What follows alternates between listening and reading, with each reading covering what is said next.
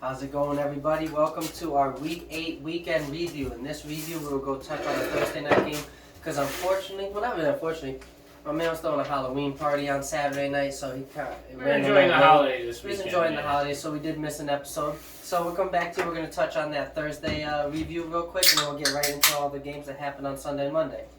So Thursday was Baltimore versus Tampa Bay.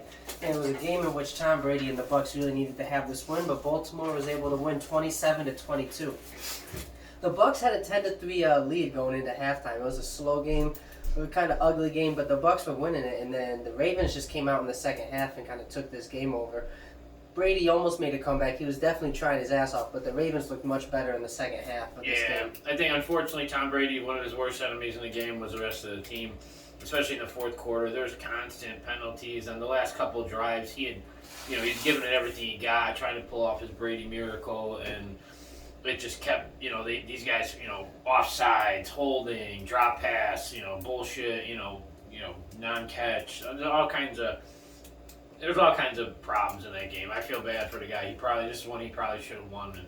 But at the same time, as a Falcons fan, this works out great for me because that drops them to 3-4. And as you'll hear later in the later on review, Yeah, we have to shout it out. Falcons are first in their division. We're first in the South. Woohoo!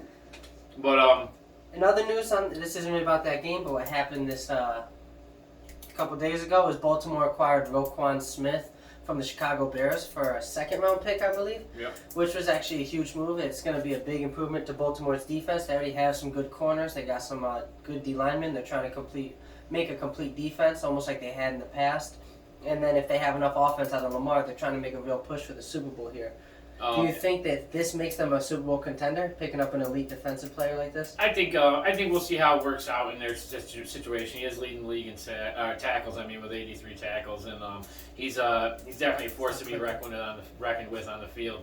But at the same time, we'll see what happens. And we'll definitely talk more about the trade, in our trade segment.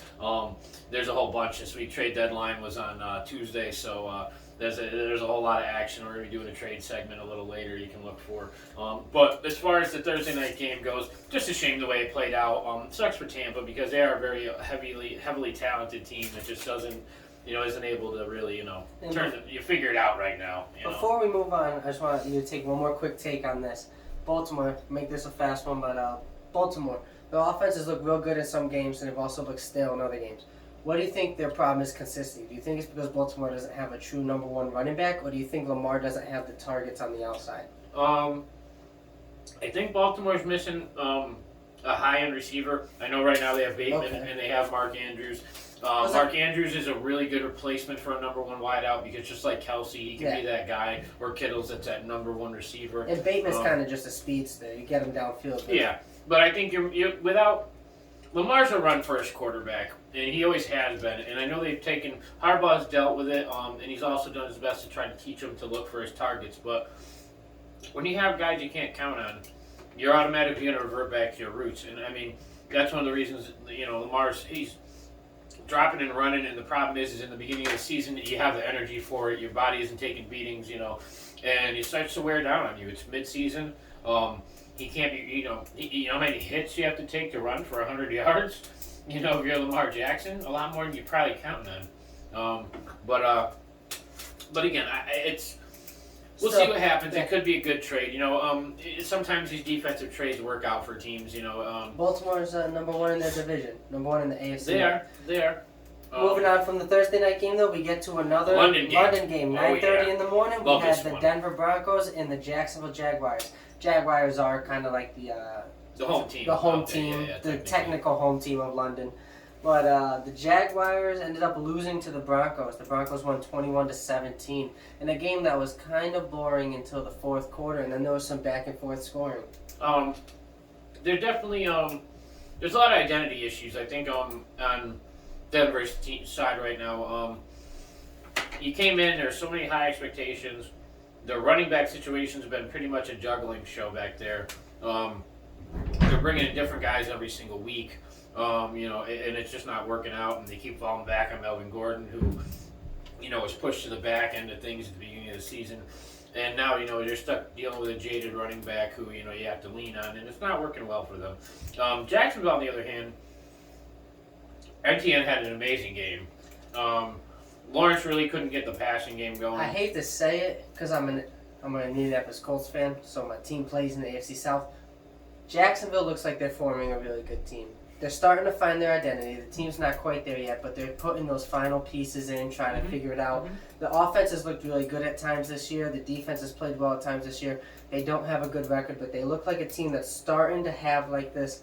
The picture's being painted. Something happened in Jacksonville that we'll talk about in the trade section, because I don't want to talk about every trade during this segment. But still, they're building a very good roster over there. They made another good trade. They made a few good trades, and we'll talk about that a little later. But as for the game goes, so still, Jacksonville lost another game, and this isn't going to be the year for them. No, I wasn't expecting Russ to play this game. I actually thought I had picked Jacksonville to win this one because I had thought Russ wasn't playing. With Russ playing, it does make a bit of a difference. Might not mean the world, but it meant enough for them to get the win out of this one. Other than that, there really wasn't much to talk about. NTN was really the highlight of this entire game. The guy, he pretty much had his way with the ball, and I think had the ball in his hands more than anybody else on either side of the offense. What did y'all give up Calvin Ridley for? Second round pick. Actually, I have it right here. No, fifth and a second. Oh, you guys undervalued him. We'll get to that later, but still. Whew. All right, and then 1 o'clock started. We had the Miami Dolphins and the Detroit Lions. The Lions' offense started scoring again, but the Dolphins were able to win this game 31-27. Lions got off to a very early lead. They were up 14-0. They just couldn't hold on to it. Tua looked good. Tyreek looked good. Waddle looked good. Mostert came out and did his job. The Dolphins are starting to look like that early season Dolphins with Tua back in the lineup again. So. Oh yeah. These guys, both the receivers had great games. Waddle had a great game. Hill had a great game.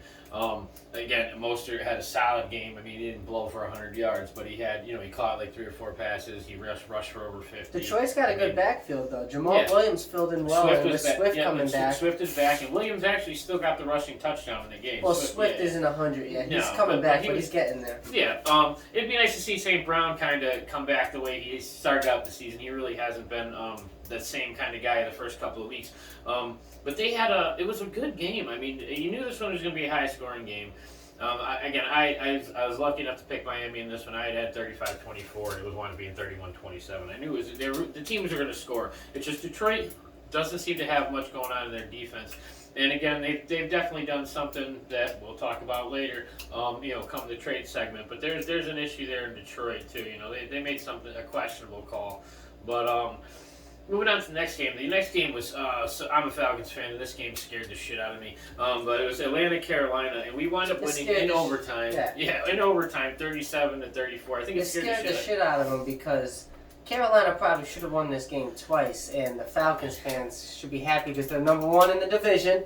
Atlanta's 4-4, number 1 in the division. And playing a Carolina team that just beat Tampa Bay last week. And they were able to squeak out this win after a few Carolina kicking mistakes. We were actually up in the fourth quarter. The fourth quarter, there's a ton of scoring in the fourth quarter. But it's all the fourth quarter. We were up the whole game until the fourth quarter, and then they took the lead. We took the lead back. Then they tied it up. Then we took the lead, and then they wound up, if you watch the end of the game, the last couple of seconds, they throw this bomb to DJ Moore, and he catches beautiful it. play, beautiful catch, and there's like 7 seconds left on the clock, so there's no time for us to do shit. Once the kickoff's done and everything, we're done. But DJ Moore gets up to celebrate, rips his helmet off, throws it on the ground, and starts like jumping into the crowd like an asshole. And you're not supposed to take your helmet off on the field, so they get a 15-yard penalty. And they wound up being a 50, I think it was 54, 56 something yard. It's only a 33, so if you back them up 15 yards, 48. So it would be 48. Yeah, 48. 48-yard extra point, and Pinheiro misses it. And so now we're in overtime. Come on, you're a pro. You got to be able to hit a 48-yard. Yeah, I'm losing my mind because we're in overtime. Then we get the ball, and we wind up getting the ball. We get down, they turn the ball over, they get the ball back, they come down. It's from the 21-yard line. They're in field goal range. I'm thinking the game's over. It's done. So now we're talking like a 38-yard field goal. But there's that chance that, maybe it's still in his mind. He already just missed a game winner. And the pressure is rough, dude.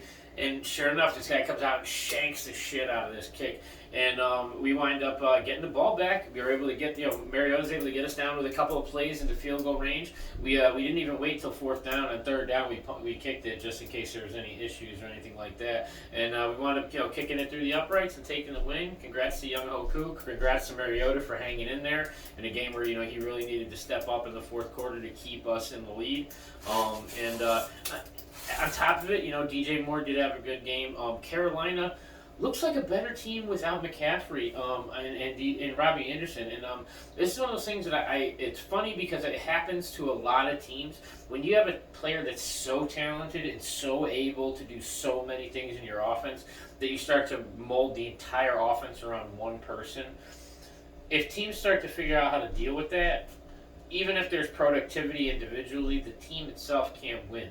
And that's what I really feel like that's what they did around with McCaffrey. And once you plucked him out, I mean, you see how well their running back. I forgot Hubbard was out, so you I'm had. sure San Fran likes having McCaffrey. Yeah. Another good trade fucking blockbuster there. It's going to be amazing. We'll be talking about how he stole them, but again, Hubbard was out, so you had third string running back in, and he had a great game.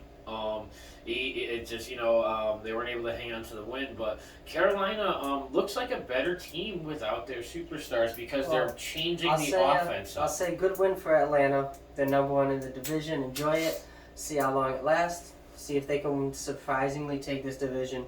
Next game, though, was Arizona versus Minnesota. We got to see another game with DeAndre Hopkins in the lineup. And it was a good game, but Minnesota just seemed like too much for Arizona. Minnesota got up early in this game, and Arizona kept scratching and clawing their way back. But Minnesota kept pulling away, and in the end, they were able to pull away in the fourth quarter and seal this win. The Cardinals they look more competitive with Hopkins back in the lineup, but Minnesota looks like the real deal this year. They've had a bye week, so they've only played 7 games, but they're 6-1. Got one of the best records in the NFL. They're only second behind the Philadelphia Eagles. Dalvin Cook, Justin Jefferson, Adam Thielen has been the same team for a couple of years now, and Kirk Cousins is playing well. So the Vikings defense is playing good defense. The team's figuring out ways to win these close games. Minnesota's got to be one of the hardest teams to beat in the league right now. Minnesota's 6-1. Jefferson's probably having the best season of his career. Minnesota's 6-1 and not ranked in the top 5. No, you gotta look at different power rankings. The power rankings have them ranked between 6 and 7. Whose power rankings? NFL I looked at, I had CBS Sports, I had NBC Sports, and they have them all ranked between 6 and 7. It disgusts me because they have a few teams, 2-win teams that are 2-loss teams that they're ranking over these guys. So really, Minnesota's a force to be reckoned with. Right now, Kirk Cousins reminds me of like Alex Smith on steroids because he's a little more athletic, but he's a great game manager who knows his weapons and is able to use all of them. There's guys. He's got weapons everywhere on that team, and they only got better. again, trade. You'll hear about a trade segment, but they've only upgraded their offense. Next week they'll be even more dangerous. So it's going to be interesting. And again, Arizona. Yes. DeAndre Hopkins looks good. The rest of the team still looks like they did. They were without James Conner again. And Kyler Murray, this is a team that I know everybody's all so hyped on Hopkins coming back that the rest of the receiving corps is very depleted for the amount of moves they've tried to make to bring in support for the supporting cast. AJ Green's out. They brought in Hollywood Brown. He was playing well. Now he's out. These guys just aren't. You got Greg Dortch. Greg Dortch muffed the punt, muffed the punt. The first 6 weeks of the season, Arizona was having a hard time putting up 20 points. Now they've put up 42 and 26. Their offense looks like it's flowing again. If they can get their defense rolling, they'll be 1-1 with Hopkins back. Well, they have Waddle. They do look like a different team. Mm-hmm. But again, they're also depleted still in the receiving corps. Just because this guy came back and he's a +5 doesn't mean they haven't had a few minuses, So it's we'll see what happens out of them. But Minnesota's really just looks really good. They're gonna be a tender. Yeah, our next game here. If there was any question about really where Dallas, the difference between Cooper Rush and Dak, Prescott in the lineup is going to be example of this game. Dallas took Chicago 49-29. I'll be honest with you, I didn't really check the stat line on this one, but did Dak Prescott have a huge game? Because I kept seeing highlights of Tony Pollard going off. Pollard had a disgusting game, but he was very very accurate game. He played well. He made some good passes. Did CeeDee he go over Lamb. 300? I don't know exactly what his final numbers were, but the team played great. And again, the defense. Dallas's defense is probably second to Buffalo only right now. The way they're playing, the way these guys, again, Dan Quinn was as a head coach, he wasn't a very good head coach, but because even when we got to the Super Bowl, it was really because of Shanahan, but he's a great defensive coach. If you remember, he put together the whole Legion of Boom in Seattle. Yeah, Seattle. He came from Seattle. Yeah. He's got his ability to put together these defensive schemes. Micah Parsons, is an amazing athlete. They've got a ton of star players up there. They've got the cornerback. Any team, your quarterback's either getting sacked 4 or 5 times every game, or he's running for 50 Trayvon yards. Diggs. Yeah. Their corner, Trayvon Diggs, is an absolute animal. They've got Last year he Micah had Parsons on the double-digit line. They've got They just made who's on the other side? He was Randy Gregory. no Randy Gregory. Lawrence. Yeah, Marcus Lawrence on the other side of Micah Parsons. Yep. Leighton Vander Esch is starting to have another good season. Yep. I mean, these They've guys, been they've got guys ton of over great there. players. It's a very talented roster over there, and it's nice to see these guys just really. On the other hand, Chicago, Justin Fields was right. He had a lot of rushing yards in this game. They He made a few played well. passes. Their defense didn't play well, but their offense put up 29. That's back-to-back games that Chicago's offense looked well. They put up over 30 on New England. They put up 29 on Dallas. That's real impressive. Chicago's not an offense I would pick to put up 29 points on Dallas defense. Yeah, but Dallas's offense was just way too much for him. It was, but the other tight end over in not Schultz, but the other guy, I forgot his name, but he had another great. This is his second week. He's had a very good game, and he's definitely a guy to look out for over there. I wish I could remember his name right now, but it slips my mind. But our next game was probably one of the biggest embarrassments of the week. We talked about the Las Vegas Raiders and the New Orleans Saints. The Raiders came out for Halloween and were doing their best impression of the 08 Lions. So they were the 08 Lions for Halloween. This was a 24-0 shutout. And Kamara had talked a lot of shit in the press about this game, saying they were going to come out and whoop their asses. And for a game that they didn't have Michael Thomas, they didn't have Jarvis Landry, they didn't have Lattimore on defense to cover the targets that the Raiders have. And Waller was out, but they still had Renfro, they still had Jacobs was healthy, they still had Adams, and it just was. So Alvin Kamara is able to come out this cocky in the press, say we're going to scored whoop 3 their touchdowns. ass. We're going to whoop their ass. He scored all 3 touchdowns. How much of a reflection do you see that as a bad coaching in Las Vegas? Because that means whatever he's seeing on tape, he's like, dude, we're going to be able to stomp these dudes. Because what they're calling, we could stop, no doubt. That has to be coaching, because it's not like the talent isn't there in Las Vegas. And this was I refuse to believe that. They've had injuries throughout the season, but still, a team built around Josh Jacobs, Darren Waller, Hunter Renfro, and then I'll save the best for last, Devontae Adams. Yeah. The talent isn't the issue. They're drawing up predictable game plans, or something's wrong in the coaching in the game plan, because I'll even take some of the credit off Derek Carr, even though I think he's a bit of the problem over there.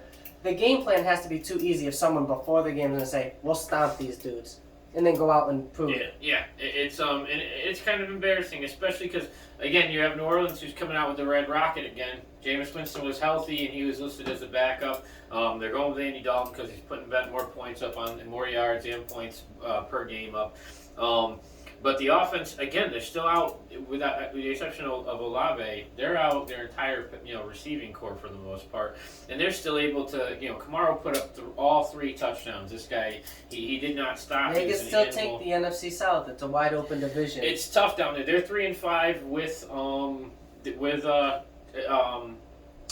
Tampa Bay, and then the Carolina fell because we beat them, so they're still 2-6, which is crazy because if Carolina had won that game because they ran the division already, they would have been in the lead at 3-5 at the top of the division if we didn't beat them. But honestly, it feels good to have a game on Brady because I know we're not gonna, win every game out. You know what I mean? But as a Falcons fan, it's exciting. The division's competitive, even if it's not it's not the NFC North, but it's still a competitive division. But still, for Las Vegas, this is another very disappointing game shame. for a talented roster. And Yep. New Orleans, one of the most injury-ridden teams in the league. You guys keep playing hard games. Every game that they play has been very competitive, and this one they were actually able to run it. So Saints are playing well for their circumstances, and Raiders figure it out. Next one. Does Philly go undefeated? It can't possibly happen. Well, it wasn't going to happen against Pitt where they lost. They rolled against Pittsburgh 35-13. Oof. Pittsburgh made some alright plays, but There's some Philly highlights. overall, Chase Claypool had the touchdown pass. Yeah, but still, Philly overall was just a way more dominant team. They've been the same Philly team they've been all year. Miles Sanders had a good game on the Pittsburgh ground. was not. AJ Brown. Oh, what a good. Yeah, AJ Brown 3 touchdowns in the first half. Tennessee's got to be kicking themselves in the dick. Yeah, AJ Brown had an insane game. He went off. But, it enabled the running game to open up even better. So Miles Sanders had a really good game. I don't get why Tennessee ever thought in the offseason. I mean, Tennessee still only has 2 losses on the season, but why would you break up a team that just lost 3 games on the season? I don't know. Yeah, Let's break up one of the key components. But still, Yeah, Philly's loving having them over there. Yeah, Philly's more than happy to have them. And it's just if Philly finishes this one out undefeated. And they're going to be playing Houston next week, so I don't know, barring the whole team catching COVID and then They still should having at to least play. roll to 8-0. Yeah, it's we're looking at these guys. They're going to be undefeated still, so we'll see how that works. Next game was we had the New England Patriots playing at New York, taking on the Jets, and the Jets seem to have landed for this game because Bill Belichick figured that offense out. He was able to expose the young quarterback Zach Wilson and really make him look kind of ugly all game. And New England won this 22-17. This game, this is the first time the Jets didn't look better than they did last year. First game without Brees Lightning. Yep, but they'll work out the running situation. You had both sides of the ball. Mac Jones didn't look good either. Mac Jones threw some early picks. I actually thought if he kept, I figured one more pick and he was out, and they were going to put Zappy in, so he was probably playing for his career at that point. They got a weird situation going on there with their quarterbacks. Yeah. But the Jets, they played well. They had some issues. Sauce still unscored up on. Sauce hasn't fucking been beat. So they've got some great. It just in the end it was a little bit of a slugfest between 2 middle grade teams, and the Jets this is when I think the Jets were really hoping to win because this was that year they finally get back at these guys. But it just didn't happen that way, unfortunately. I think the Jets are going to take a step back with the Brees Lightning injury. We'll see. The run game was a big part of their offense, and James Robinson and Michael Carter aren't as good as backs as Brees Lightning, in my opinion. Brees Hall is much better than them. So I don't believe bringing over James Robinson will be able to duplicate what they got out of him, and their offense is going to struggle for a little bit without the run game. It is. New England, though, played really well. They made a few big plays. They played a New England-type game where they slug it out, play good defense, make enough good offensive plays. Yeah, Parker came out in this one early. But it was really a slugfest game back and forth. And both quarterbacks threw some picks, made some bad calls, and New England was just to be able to take better advantage of some of the turnovers and whatnot. And left the game in really, the coach's hands, and Belichick really, held it together at the end with these guys. Our 4 p.m. games start off with Tennessee-Houston.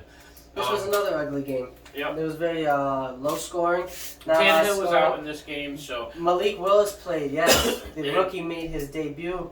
And he probably wouldn't have won if it wasn't for a man named Derrick Henry in the backfield. Because Malik Willis did not go out there and show too much positive signs. He definitely looks young and needs to develop. Henry, 20 carries. I think it was 21 carries after for 219. Vrabel realized early on after 2 turnovers by Malik Willis he was going to have to lean on Henry to win this game. And Henry was more than happy to pull the load. We got his first 200-yard game of the season. The way this ball is rolling, I talked to Keith earlier in the season. I told him once Henry had gotten going, by week 9 he'd be the leading rusher. And right now he's in 3rd by less than 50 yards. So he's at a point where, Henry's going to be Derrick Henry. And that's the one thing that team can count on, whether Tannehill's in the lineup or not, because all you got to do is get the guy the ball and just watch. It's amazing to see. Houston really didn't have it was another Houston loss. It's the same story every week. They played competitive. They were in the game.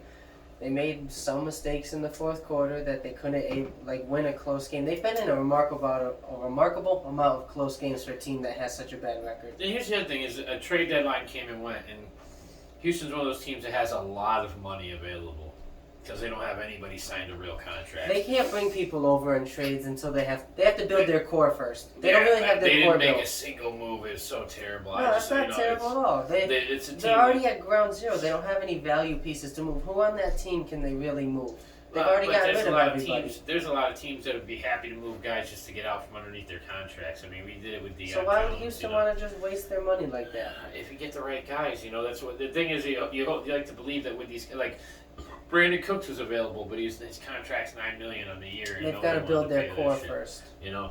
But anyway, next game. Giants and Seattle. Oof, this is a good one. Yeah, it was a real good game. You had Seattle, who's been playing really well all year. Geno's been playing fantastic for a guy who's kind of had a weird career. And the Giants were rolling. They were 6-1 going into this game. But Seattle was able to win this game 27-13 in kind of convincing fashion. Key notes for this game: DK Metcalf, after suffering an injury that should have been out for 4 to 6 weeks, I believe the report said, played the following week. He got carted off the field last week and played this week, caught a touchdown. So he was able to keep that offense rolling. Tyler Lockett and DK. Lockett was able to redeem himself because he had an early muffed punt. He fumbled the ball at the 3-yard line. Set these guys up for an immediate touchdown from Saquon, which is the only touchdown touchdown they actually scored in the game. Rookie running back in Seattle, Kenneth Walker, had another fantastic game. Yeah, he's definitely a missing piece over there because even Penny wasn't doing this well, and with that kind of talent that you could lean on, it's that they have. You never thought the team was going to fall apart when Russ left, and Geno's been able to do his job, and the rest of the talent is still there. So this was. On the other hand, Saquon had a good game. The Giants made some trades earlier in the week, so they were out. A few guys they were out missing. Yeah, they moved Tony. They're missing Tony in this game.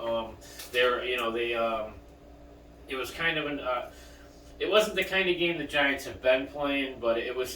They were still in it for a while. It just slipped away towards the end. Seattle really took advantage of their opportunities. Well, that's been the question with the Giants. Is you can see it in this game. It's the Giants, although they have a very good record this year, the big question's always been, can they score in a game where they need to score? The Giants, unfortunately, they couldn't move. They've won a lot of games that the highest scoring team had less than 20, and they've won a lot of games that were low 20s. Their offense stays competitive, but if the defense gives up a bad game and the defense gives up a lot of points, can the Giants be able to help their defense out and put up a 36-point game if they needed to? Their question mark's the passing game, and it sucks because Danny Dimes is a good quarterback. He's mobile. He can make passes. Well, yeah, they went out and spent money on Kenny Galladay. That was a bust. Mm-hmm. They've drafted some receivers. They drafted Tony only last year, I believe, and they already moved him, so they gave up on this guy before his second season was over. Darius Slayton has not worked out. Yeah. Sterling Shepard, as much as he was a good receiver when he was on the field, he's been out more than he's been on the field. Off the field more. He's played less than half the availability games, is the best ability, and my man's not playing. Yeah. So the Giants' receiving core has just been depleted every single season. Yeah, I agree. And Saquon's been hurt every year, so Daniel Jones in the first year he's had a somewhat healthy roster, is playing well, but he's never had any of his pieces there. Yeah, no, I agree. It's one of those things where it's a shame. But the Giants are a team that you're rooting for nowadays, which is nice. It's good for the Giants nation. It's at the same time, again, Seattle took this one, and we'll see how things work out next week. The next game's a little tough, right? Washington went to Lucas Oil Stadium to play the Indianapolis Colts, and this was a game that got me the first game. I'll be honest, the first game of the whole season that I've been excited to be a Colts fan. Matt Ryan did not look good in the Colts offense. Week 1 you were happy. When you saw Matt Ryan play. Week 1 I was happy when we were down 20-3 in the fourth quarter. The Texans, trust me, I was not happy week 1. And the offense looked stale all season with Matt Ryan. It just seemed, I honestly don't even understand where the yards came from because he had a lot of yards, but it doesn't make sense. He still fits the league in passing yards. I watched every single Colts game this year, and the offense looked so stale. And then we put Sam Ellinger in last week. And I saw more 20-plus yard plays than I've seen all season in one game. If you added up every 20-plus yard play and put it into this one game, you probably topped it. It was a very explosive game. The Colts offense, the Colts still lost. Washington won 17-16. This was one of those last second games. But, It wasn't. yeah. They were winning most of the game, and Washington on the last. Terry play, McLaurin went up and stole the ball from Stephon Gilmore on a Great deep ball. catch. And Yeah. put him down at the 1. They were able to punch it in on a QB sneak the next play. And Sam Ellinger, the young guy, still made a play. He hit Michael Pittman Jr. At the 45-yard line on like a 25-yard pass, hit him right in the numbers, and he had room to run to try and get us in field goal range at the end of the game, and he dropped it. Yep. So I don't want to go too deep Lost into by this one, game, 17-16. but Washington's 2-0 with what's the quarterback? Henneke. Taylor Henneke. Yeah. They're 2-0 with him since Wentz got hurt, and the Colts lost another one. This was a heartbreaker. Next game is going to be San Fran versus the Los Angeles Rams. Divisional game, and the Super Bowl champs do not look scary to anyone at this point. No, they don't. I know they have Henderson in the backfield, but their running back situation isn't really good right now. They have, Akers isn't showing up. They've sent him home. He's not traveling with the team. They unfortunately failed to trade him, so there's going to be some kind of controversy going on there for the rest of the season. I actually got an argument for you that I heard. I want to see your opinion, because I know I say an argument right away because there's a lot of people different opinions. Do you remember Dominique Foxworth, cornerback for the Denver Broncos? I don't know. He played probably in the 2010s. He came out in a video and said he does not view Cooper Kupp as a number 1 receiver because he doesn't feel that you can line Cooper Kupp up against the number 1 corners on the outside of the field and have him run routes. He says he's a slot receiver. He works against linebackers and safeties. A true number 1 receiver is a guy like Terrell Owens, a guy like Randy Moss, Jerry Rice, or I can name a list of them, but still, these guys that you put on the outside against the number 1 corner, and he can just open up the field that way. He said Kupp is a slot receiver, not a number 1. He's not a team's number 1, even though he puts number 1 stats up. I disagree with that. I think that position's more built for certain types of players. Cooper Kupp's not 6'4", with 12-inch hands. Cooper Kupp's a smaller guy. You can't play him against some of these more physical outside guys because it's a different kind of player. If Julio Jones was 6'1", Julio Jones' numbers for his career wouldn't have been his fucking career, okay?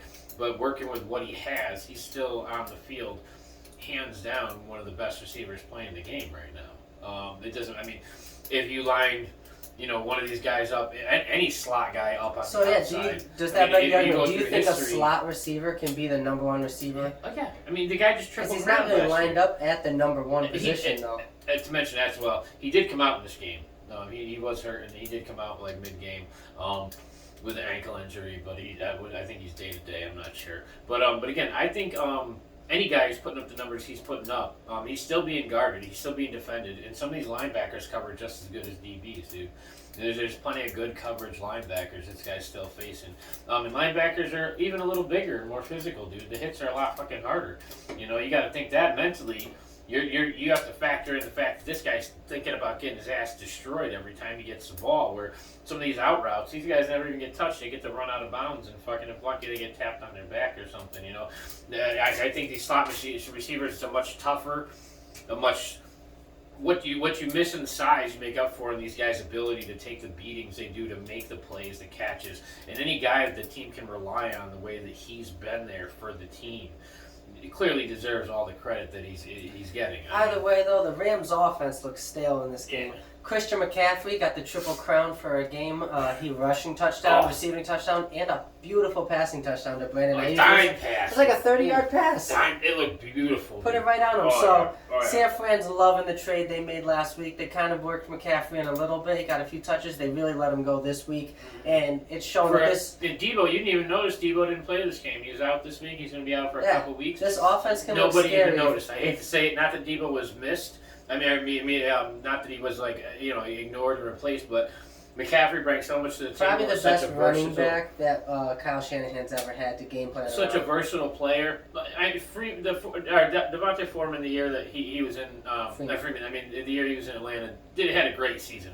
But different kind of running back, clearly. The versatility that McCaffrey brings to the table, if healthy, is insane. And again, San Fran's trending up, LA's trending down, and we'll see where it goes from that. Yeah, defense again held up great. The 27-7, 31-14 game, and it was Jimmy G looked like Jimmy G, and these guys, they played a good game. So The next game was congratulations the 8 o'clock Game of the Sunday week. night game. Oh, It yeah. was Green Bay heading up to Buffalo to play the Bills. And this was a team that looks like a Super Bowl championship ready team versus a team that's kind of slipping away, really starting to struggle. The offense still isn't clicking, so I don't know. Injury bug, a the little bit of Bills, father yeah. time, a little bit of everything, man. The It's, Bills were able to beat the Packers 27-17. They were up 27-10 at one point. The Packers were really scrambling to try and make a game of this, but the Bills kind of just controlled it right from the outset.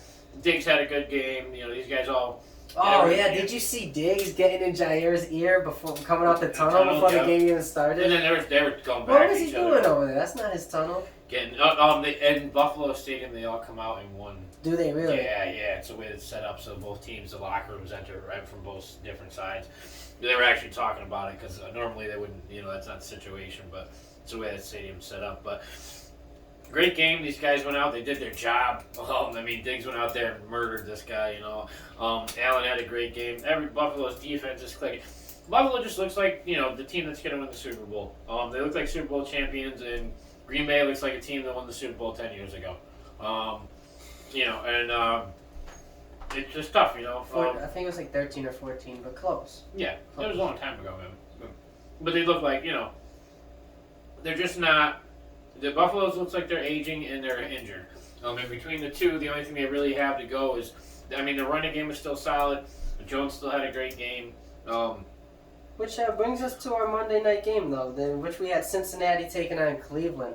This is a divisional game, and this game probably didn't go as a lot of people planned. Cincinnati got routed. It was 13-32. No Jamar Chase.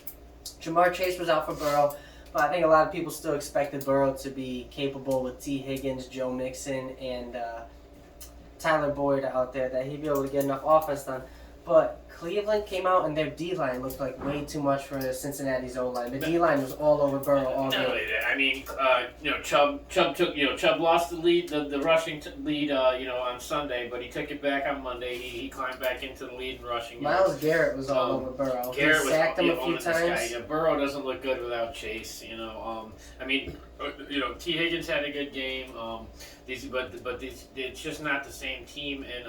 And you had Jacoby Brissett out there just at one point just talking shit and having a blast, dude, because these guys were so just beating up on him that you could tell Cleveland was just having so much fun at that point playing. Jacoby Brissett was literally like talking shit to guys on the field and laughing and fucking having a blast. Well, These all guys, Cleveland there was stars never showed really a up. threat. Yeah, there was never really a threat. All Cleveland stars showed up. Miles Cooper. Garrett had a huge game. Yeah. Nick Chubb, huge game. They featured Kareem Hunt a little more, but Yeah. then Amari Cooper had a Great huge game. So yeah. Garrett, Chubb, and Cooper all had huge games. All their The stars backup tight played end well. did well. The guy came in and then Njoku was out. Yeah. He did okay. Again, Cleveland just looked like a way better team this Kevin game. Stefanski has never lost to the Bengals as head coach of the Cleveland Browns. And they just, again, Cleveland at no point in time looked like they were worried about Cincinnati or losing this game. After a little while, there was just this huge confidence behind what they were doing. And good for them. Cleveland, maybe they can really, turn Well, what something they around. did, if you watch, Cleveland kind of just sat their DBs back, played off coverage. They were like, take anything underneath if you want, but without Jamar, they weren't really scared of anything over the top. So they played back a little, and anything thrown short, they just pounced on it. Mhm. Pounced on it. Yep, but good game, and it was a nice game to wrap up the week with. Pay attention. We'll be our Week 9 Thursday review coming up next, and Thursday preview. Did I say review? I meant preview. Preview. P and R, they always fuck me up. But either way, we'll be having that posted for you later on. Have a good one.